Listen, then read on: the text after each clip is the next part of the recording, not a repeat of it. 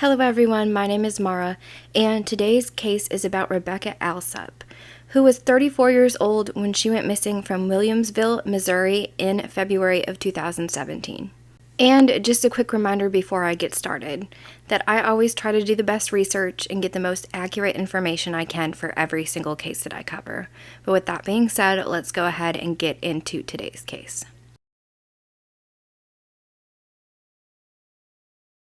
Rebecca Jane Alsup was born on June 29th of 1982. She went by Becky and is a mom to 2 boys. It is said that she had a rough childhood and that her mother was murdered. Becky then became addicted to drugs. She also had several surgeries for a heart condition. Becky had a pacemaker implanted and required daily medication. She lived with her husband, Craig Allen Wood, in a camping trailer on Craig's parents' property. Becky and Craig had a very rocky relationship. There is a witness who said that Craig had got caught with drugs and he wanted Becky to be an informant, and that Craig threatened to take Becky's life if she would not do it for him.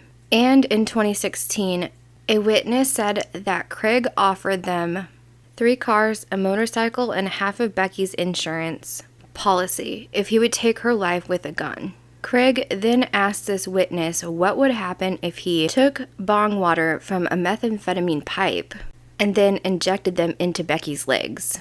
And he said that he thought that this would eventually take Becky's life if he did this to her.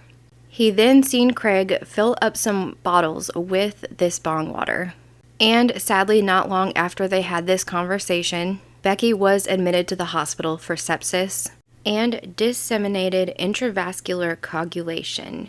She also had to have both legs amputated. And while she was in critical condition, Craig tried to convince the medical staff to remove her from life support. But thankfully, the hospital staff said no because they knew that this was not Becky's wishes, and also he could not prove that he was married to Becky.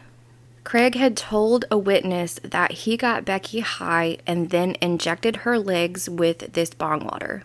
And he also said, but it didn't kill the bitch.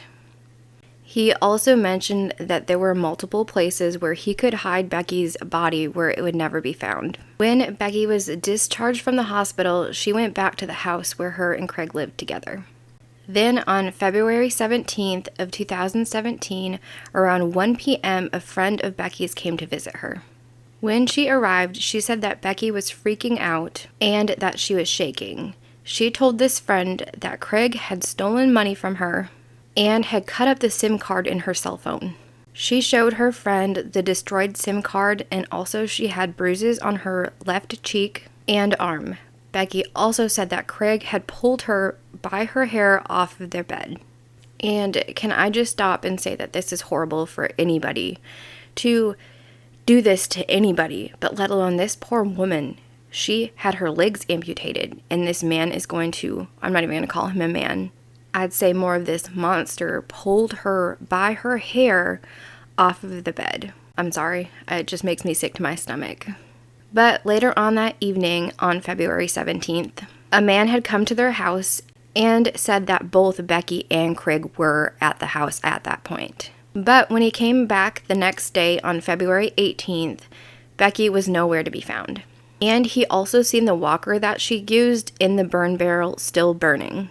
This man stated that he had heard his son say that Craig forced him to help dispose of Becky's body. When his son was interviewed by police, he said that there was different individuals involved, but he would not identify them.